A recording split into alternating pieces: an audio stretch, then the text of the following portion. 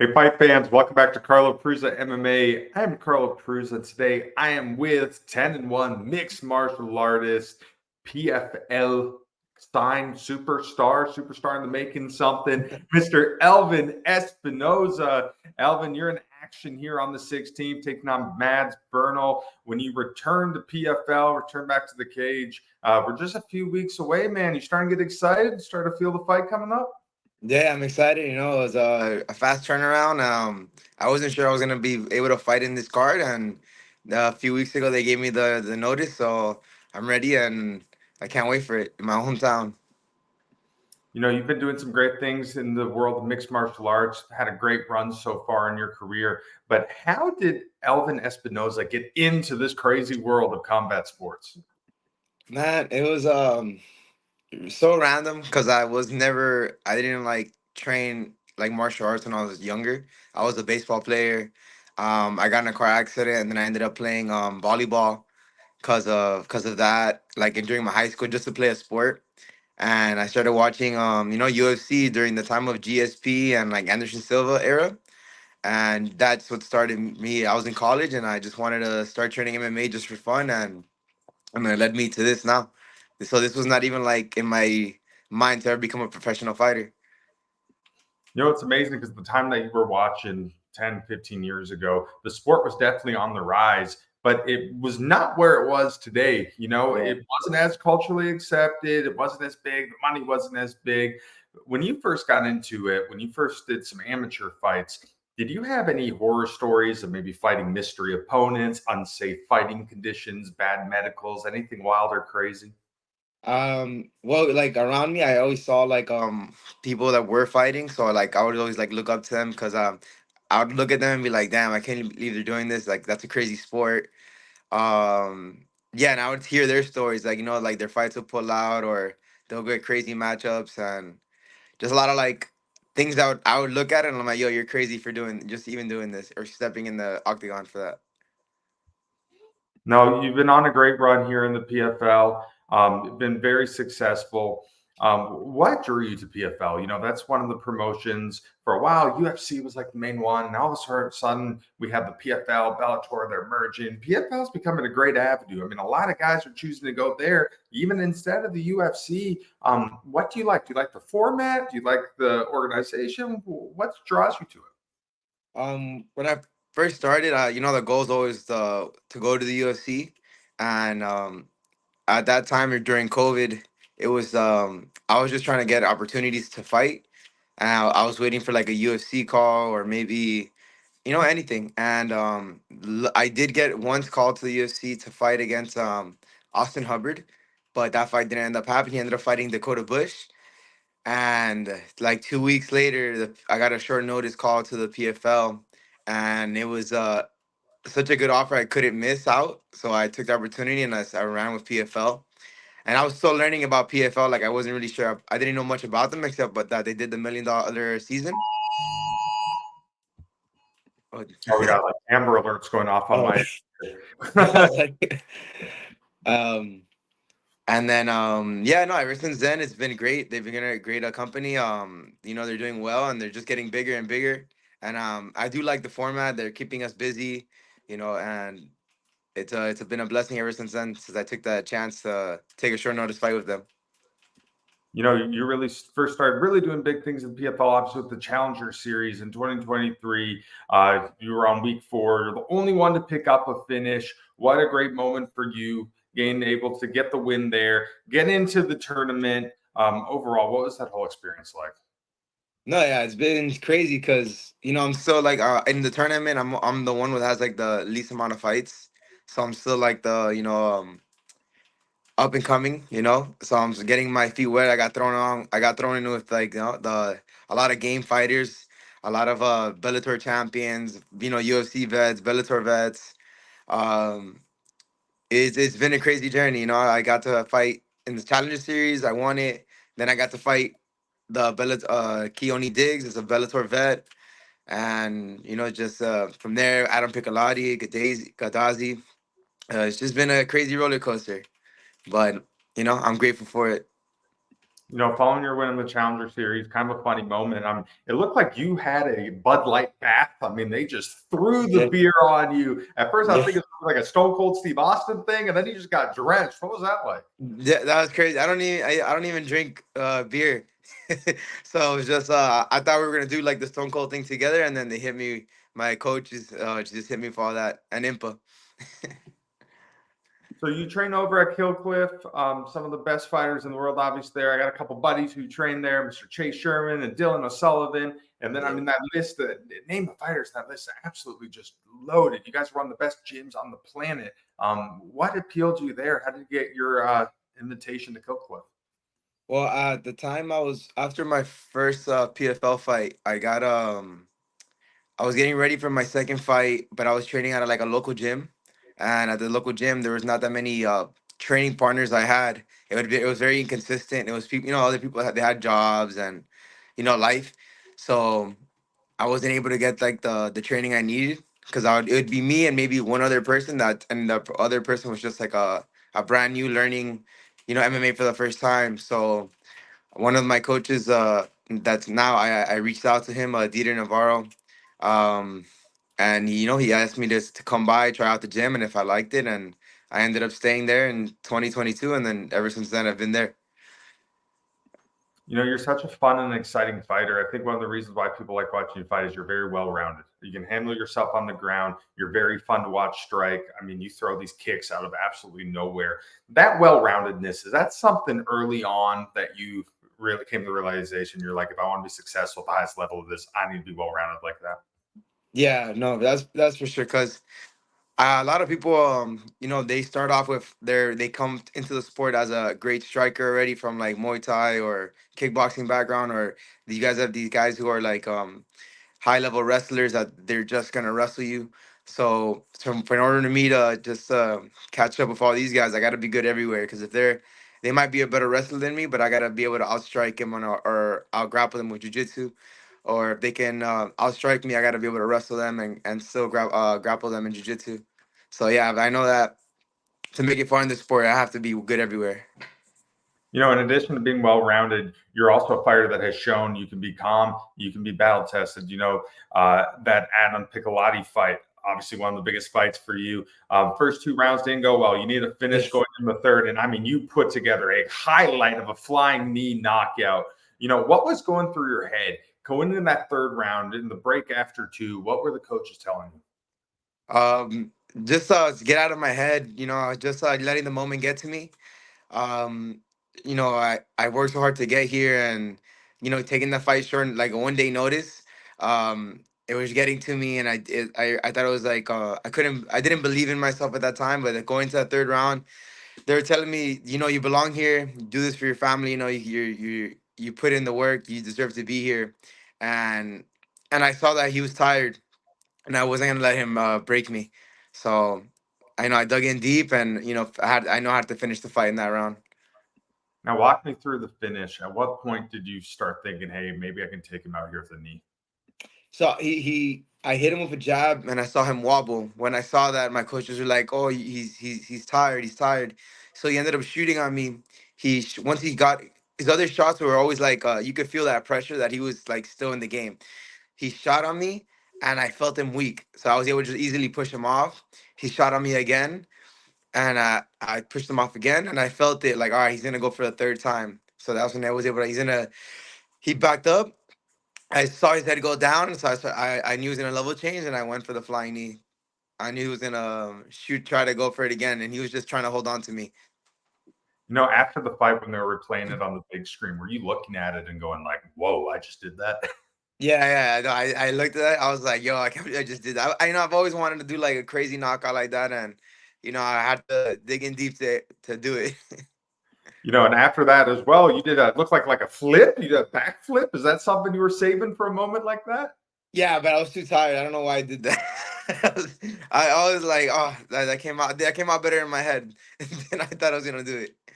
After the fight, did you notice some reactions from that? Maybe did the Instagram following go up? Did you see more people talked about you? Did you see some more, I guess, publicity go in your favor after that? Yeah, yeah. I got a lot of because they kept posting it, and So I got a lot of like good comments and follows. A lot of people shared the fight, so a lot of people reached out to me, and they saw that I can dig deep and not give up in a fight. Like it shows that I'm gonna go all 3 rounds and keep fighting until the end. Following that contest you took on Rad Bananov, didn't go your way. But what are some of the learning components that you got from it? No, I learned that I do belong there, and I can kick. I can. I'm at the same level as these guys.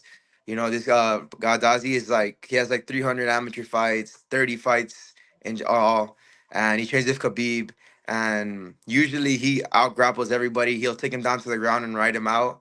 And I was just, I was in my head thinking about he was gonna like Khabib me, and nah, he couldn't hold me down. Every time he took me down, I put him in submission, and I was able to get back up. And I just had to like I proved to myself that he can't do it to me. If we were to get a rematch, I feel like I'd be able to beat him because he couldn't do anything to me. I Even though I lost the fight, you look at him, you look at me, like, and if we were in school, he was messed up, his face was messed up, and I came out clean. But it is what it is. On the next fight, will be better. I'll be more confident and be able to throw my punches more, my strikes more. My personal philosophy, I always think it's kind of good for a fighter to experience a loss, to get that goose egg off of it, take off the undefeated card. Do you feel that there are some positives with that? Do you feel that it takes maybe some pressure off of it and now you can kind of rebuild what you have to and just focus on the future? Yeah, of course. Even my coaches told me that, like, after, like, look, the pressure's all that because it's a fake pressure. But even though I never thought of it, it is like that pressure in your head that everybody expects you to win. But yeah, that's gone now, and yeah, I just gotta go in there and do my just fight. And if I lost, I lost to someone from Dagestan. That's what it took, someone to beat me from Dagestan, and I kept up with them. So your next time out, you get to fight near home. You get to fight in Hollywood, Florida, not too far from Miami. The fact that you get to fight near home, you get to fight in one of the biggest organizations in the world on a playoff card that's going to be absolutely stacked. When you were offered to fight on that card, was a no-brainer, but to say yes. Yeah, of course. I was getting ready anyways. Just in case someone pulls out, I was getting ready. So yeah, once they told me it's gonna be here and I'm on the card, I was already getting ready. I'm excited, and the first time I got to fight. My first PFL fight was at the Hard Rock, so I get to do it again. So growing up in Miami, who were some of your inspirations fight-wise? Obviously, there's a very famous UFC MMA athlete from Miami that goes by Jorge Masvidal. Is that one of the guys you were looking up to? Is there anybody else? Well, I actually got to train with him when I started training when I was like a blue belt. He used to train at my jiu-jitsu gym. So I got to train with him growing up. He was at that time he still wasn't a big name yet. He was still, coming up in the UFC rank. He was a 55er at the time. But yeah, one of my big inspirations was GSP. GSP was like someone I would always watch and wanted to be like him. Like he was very well rounded. He wasn't the best grappler or best striker, but he can mix it up so well, and that's like what I wanted like to follow as him. One thing I love about GSP is he really took being a mixed martial artist for what it was, the respect, the honor of it. GSP wasn't a guy, he wouldn't talk too much smack. He'd let the fighting do the talking. He'd be a very Yeah. respectful type of person. I get that same vibe from you. Do you kind of emulate that from him?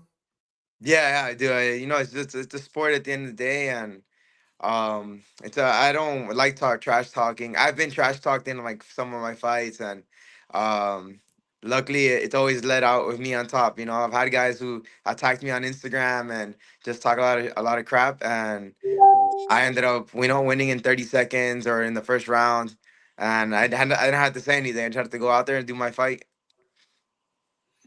All right, so let's get into the fight. You're taking on Mads Burnell. What do you think of him as a fighter? He's a great fighter. He's a UFC vet and a Bellator vet. He's fought in a lot of big names, and he's a black belt. And he's a good boxer. It's gonna be a good fight. It's gonna be a entertaining fight. Let's see what he does for this one. Obviously, there's going to be playoff matches. The guys who go into the finals a little early on. Going into this, you kind of put a precedent to yourself. You want to pick up a big finish. You want to put up a dominating performance to show everyone, hey, next year I'm going to be up there. Yeah. No, yeah, it's the goal, win this fight, show that I belong here, and then who knows, maybe someone drops out and I can get a rematch in November, or fight somebody else and just get a shot in the championship. But yeah, I'm gonna go out there, dominate him in my hometown, use fuel off the energy that we're gonna have there, and put on a show.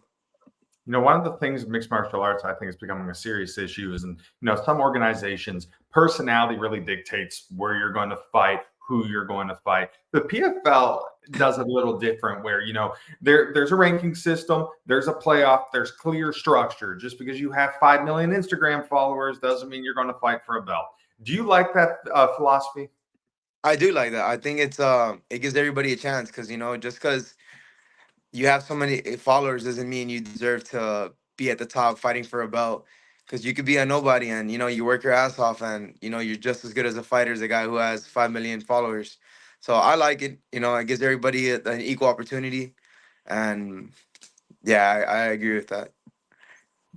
So many people watch mixed martial arts in this day and age, but very few understand the sacrifices associated with being a professional fighter. When you're battling up the regional scene, you're not making much money to fight. A lot of guys have 20, or not 24, 8, 9 hour jobs a day to make money. They have kids they have to feed. They have a wife they have to support. They have to get punched in the face on their spare time and do this day in and day out.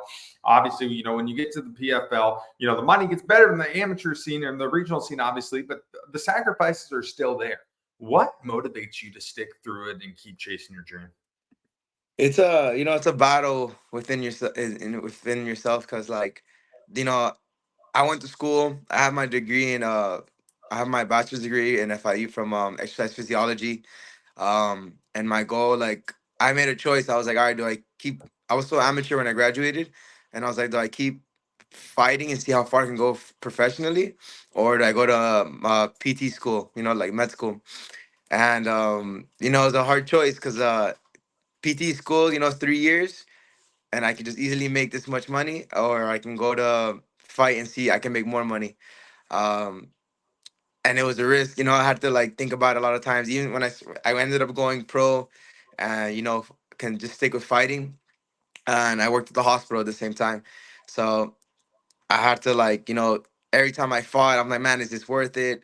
But I kept pushing through, and now I'm fine. I'm financially well, thank God. And um, it is hard though. It's a battle, because it's I have like my wife, and I do want to have a family in the future, and I do want to have money on the table for them. So it's I gotta strive, and keep. And I'm in too deep to go back, and I'm glad where I'm at, and I just gotta keep fighting.